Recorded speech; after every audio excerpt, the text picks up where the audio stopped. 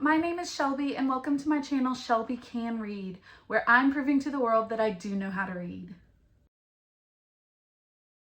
Today I am finally getting around to doing my February wrap-up. I read 4 books in the month of February. They were The Hitchhiker's Guide to the Galaxy by Douglas Adams, Behind Her Eyes by Sarah Penborough, Insomnia by Sarah Penborough, and then Sharp Objects by Gillian Flynn, and I'm super excited to talk about them.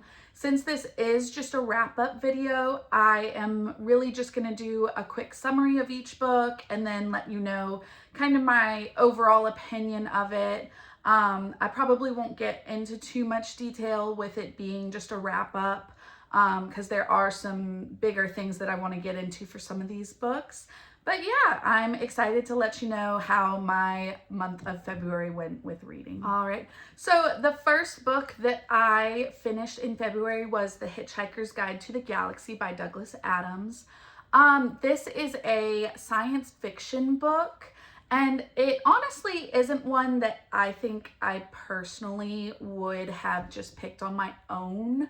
But I am trying to finish some different reading challenge list things that I'm trying to do, and that's a big one for I think it was the Discovery YA challenge that I started probably a couple of years ago and didn't make much progress, so I'm trying to knock some of those out. But I did do this one on audio. It is a very short book. But the summary, basically there is an alien who is trapped on Earth. He looks very humanish, so he blends in very well. Nobody really knows that he's an alien. They just kind of know he's odd. But his spaceship crashed, so he's stuck on Earth. Well, he is trying to get off of Earth. He's been trying for a while. And some other aliens come to Earth and they say, well, your planet is scheduled for demolition. So he hitches a ride, Hitchhiker's Guide. He hitches a ride with them to get off of the planet, and he picks one human to take with him, his friend. And so they are trying to hitchhike across the galaxy and find a safe place for them, because some aliens are very friendly towards these hitchhikers and some are not. And then there's also this one like alien president who is, I don't know that he's really a good president. I don't know what his plan was, but he is wanting to find this kind of island, or not island, planet that is like a legend. People don't really know if it's real or not, but it's supposed to be made completely of gold. And so at a certain point, their paths cross, and the book just kind of follows their adventures. I gave this book 3 stars. I thought it was fine. Again, not really one that I would have picked for myself, but it did make me laugh at some times, and I thought the audiobook narrator did a really great job. He added like some different voices, so I thought it was well produced. I thought it was a decent book. I think if I enjoyed science fiction a bit more, I probably would have liked it even more.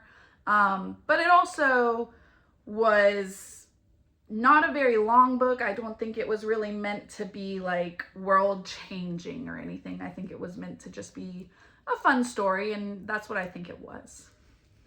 The second book that I finished in February was Behind Her Eyes by Sarah Penborough.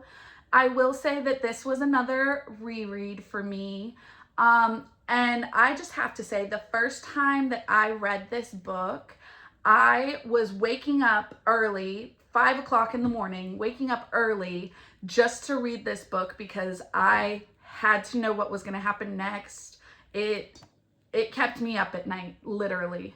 So this time I did it through audiobook, and I wanted to see if I still felt the same way I did the first time, and I did.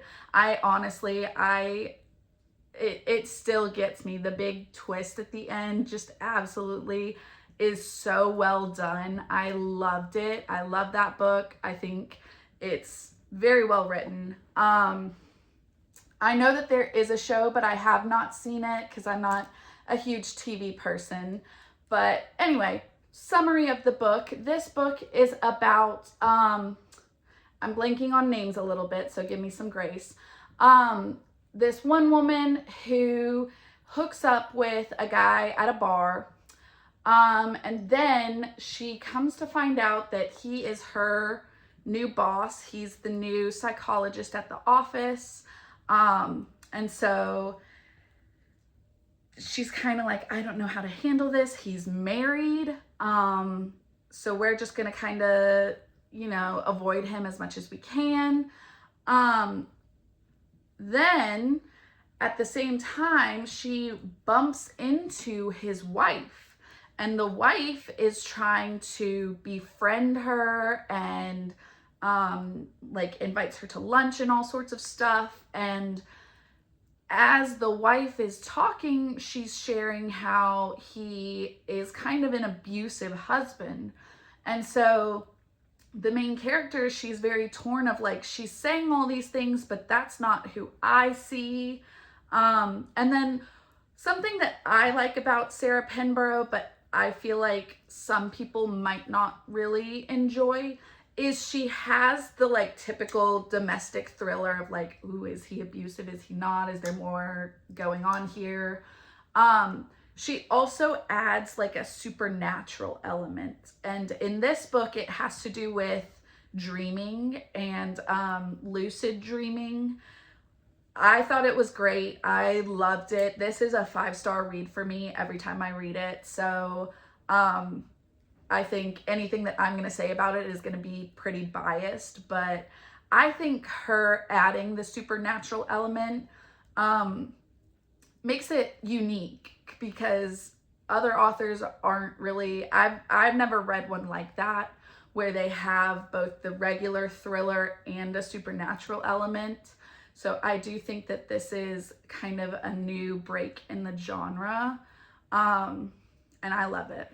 The next book I read was Insomnia, also by Sarah Penborough, and I am trying to work through all of her books, and hopefully I am wanting to do a video where I rank all of them and, give my opinion on all of them in one video. But Insomnia is about, again, blanking on the names, this woman who, her mom was abusive and had a mental breakdown on her 40th birthday. And the mom always had trouble sleeping. She had insomnia. And so this woman, the main character, she's approaching 40, and she is starting to show some of the same signs as her mom did. And so it's kind of is something happening? Is she just paranoid about it? And again, Sarah Penborough adds that kind of supernatural element, and I'm not gonna say what it is because I do feel like it's a bit of a spoiler. But I really enjoyed it. It was another 5-star read for me. I would say, I mean, they're both 5 stars, but I would say that I liked Behind Her Eyes more, but this one was also pretty good. It felt kind of short, and that might just be that it was fast paced. But it didn't feel like a very long book, and I think it's a good thing. I think if she had kept trying to push for more pages, it would have gotten old and gotten boring. But I enjoyed it. I thought it was fun. All right, the last book that I read was Sharp Objects by Gillian Flynn. Gillian Flynn's a very popular author. She's done Gone Girl, which I do love that movie. I will say I haven't read the book. I do love the movie Gone Girl. This was her, Sharp Objects is her debut novel. It's the first one that she wrote, and I know that it is also a show. I have not watched it, and after reading this, will not watch it. But a quick summary of the book before I get into it. The main character, she was recently released from a mental health clinic. She she self harms. She carves words into her body. Um, as I believe it said as a form of like OCD, but I could be wrong about that. But anyway, she's also a reporter. And so in her hometown where she's from, that she escaped from, like she fled, didn't want to be in that hometown anymore, um, there's been there's been disappearances, and then the bodies turn up, murders of these young girls, like I want to say from the ages of like 9 to 14. All of the little girls are very young, and their bodies are being found. Their bodies also are showing like signs of almost like a torture. I don't know if this is after they're dead, but all of their teeth have been pulled out, so it's very gruesome, very gross, disturbing. Um, but she goes to the town to report on it. And this is something that always is just odd to me within this genre of like, she's a reporter, but then she ends up being part of the investigation. And to me, that is weird because I don't think that would actually happen. But for the sake of the novel, I can move past that. This book was 1 star for me. I hated every part of it. I thought it was terrible. Um, Mainly because this author chose to sexualize every single underage girl that was written about, which is very odd. It was very gross. Um, and it made me very uncomfortable to read. I I looked into it because I was like, honestly, I was shocked that a woman would be the one to write this. So I looked up Gillian Flynn and wanted to maybe understand her a little better or get to the bottom of this. And she talks a lot about wanting to write female characters who are dark and who aren't these perfect little housewives. And I think that's fine. You can have dark, twisted female characters, um, but I don't think sexualizing 13-year-olds is the way to do it. And I should probably just stop myself here because I do want to do a full video about this.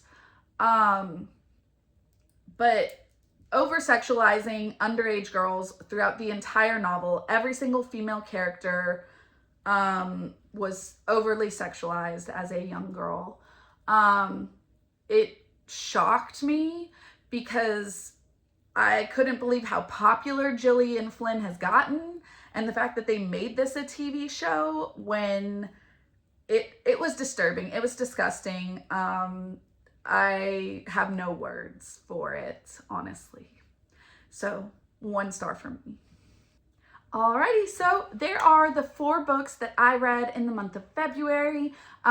Like, comment, subscribe. Let me know what you think about these. If you've read any of them, what you thought as you were reading them. I'd love to hear. Thanks.